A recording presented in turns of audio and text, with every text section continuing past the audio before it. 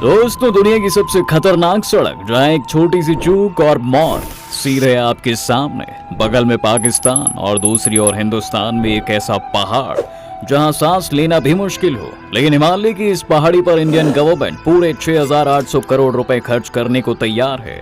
आखिर इस पहाड़ में है क्या जो इंडियन गवर्नमेंट इतना सारा पैसा एक वीरान बर्फ के पहाड़ पर बहाने को तैयार है, और इंडियन आर्मी को इससे क्या फायदा होने वाला है जिससे चीन और पाकिस्तान भी चल रहे हैं। हम सब जानते हैं दोस्तों, देखिए, इंडिया और पाकिस्तान के बीच 3 युद्ध हुए और तीनों में पाकिस्तान को मुंह की खानी पड़ी। लेकिन इसमें सबसे खतरनाक युद्ध कारगिल का था जो 1999 में लड़ा गया। कारगिल वॉर में तो हमारे सैकड़ों सैनिकों की जान चली गई थी क्योंकि हमारे सामने काफी टफ चैलेंजेस थे। इस युद्ध में दुश्मनों की पोजीशन हमसे कई ऊंचाई पर थी।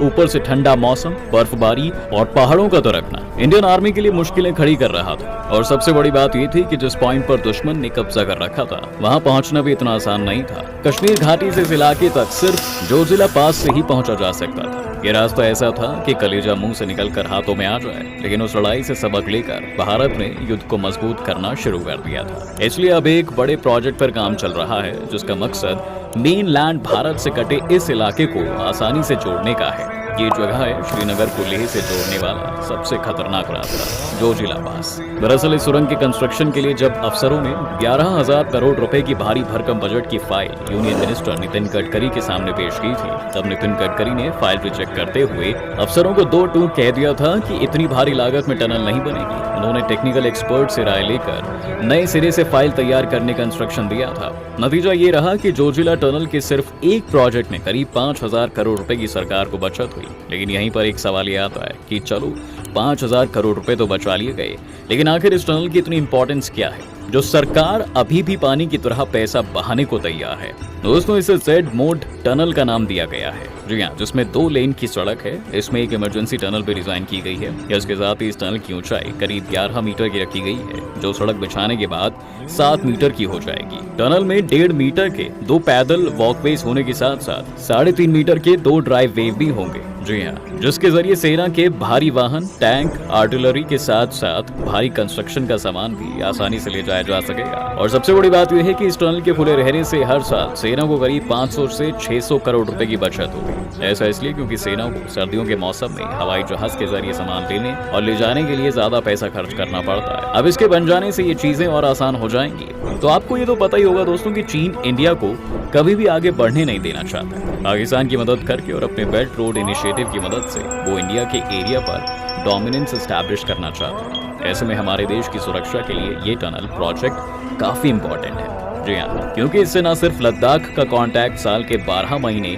मेनलैंड से बना रहेगा, बल्कि इसके साथ किसी भी इमरजेंसी सिचुएशन या फिर कंडीशन में सेना की तैनाती भी काफी तेजी से हो सकेगी। इतना ही नहीं, इस टनल से चीन और पाकिस्तान की सीमा पर टैंक और दूसरे भारी हथियार भी आसानी से तैनात हो सकेंगे। इतना ही नहीं दोस्तों, एक बार इसका पूरा बन जाने पर इसमें इमरजेंसी लाइटिंग से लेकर फोन, मैसेज, सिग्नलिंग सब कुछ ऑटोमेटिक हो जाएगा। यानी कि इंडिया इस टनल के थ्रू कारगिल जैसे सिचुएशन अब कभी नहीं आने देगा। टनल की मैन्युफैक्चरिंग, दोस्तों, इस टनल को बनाने का काम तेजी से चल रहा है। 14 किलोमीटर लंबी इस टनल को बनाने में दिन रात खुदाई हो रही है ताकि टाइम पर इस प्रोजेक्ट की डिलीवरी हो सके। टनल के वेस्टर्न और ईस्टर्न दोनों छोर से खुदाई चल रही है और करीब 6 किलोमीटर खुदाई और स्टैब्लिशिंग का काम पूरा हो चुका है। और अक्टूबर तक बोरिंग पूरी करके टनल में कंक्रीट डालने, road laying, CCTV, wifi, power, ventilation और ड्रेनेज का काम भी पूरा हो जाएगा। इस टनल में कट एंड कवर तकनीक का भी इस्तेमाल किया जा रहा है। कट एंड कवर तकनीक से बनने वाला टनल 2350 मीटर लंबा होगा।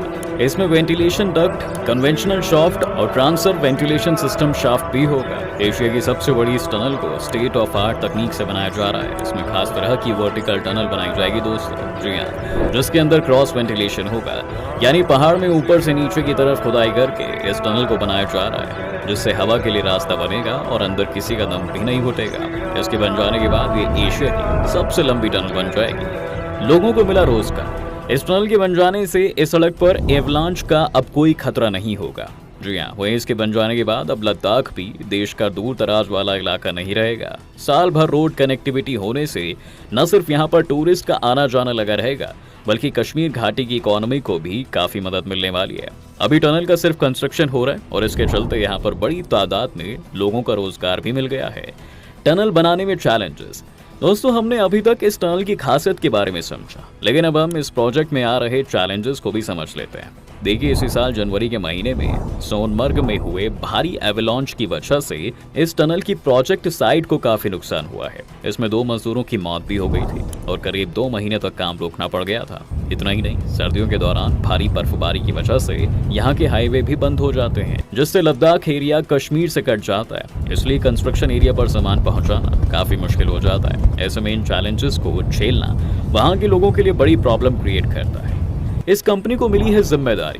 दोस्तों, अगर आप इस टनल को देखो तो ये टनल इंजीनियरिंग का नायाब नमूना है। इसलिए टनल की कंस्ट्रक्शन की जिम्मेदारी बेहतर ट्रैक रिकॉर्ड वाली मेघा इंजीनियरिंग को मिली है। मेघा इंजीनियरिंग का भारत के अलावा बाकी दूसरे देशों में सिक्का चलता है, इसलिए इस टनल के प्रोजेक्ट के लिए इस कंपनी को चुना गया है।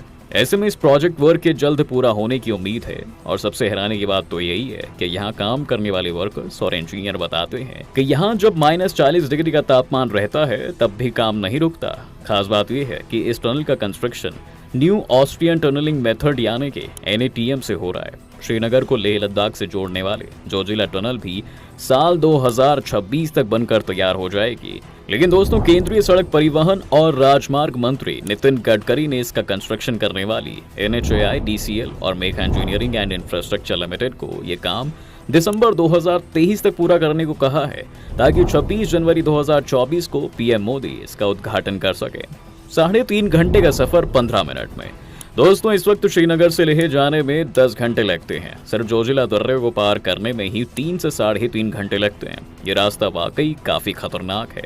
अब जैसे कि हमने वीडियो की शुरुआत में आपको बताया कि इस रास्ते पर तीखे मोड़ और खतरनाक ढलान है।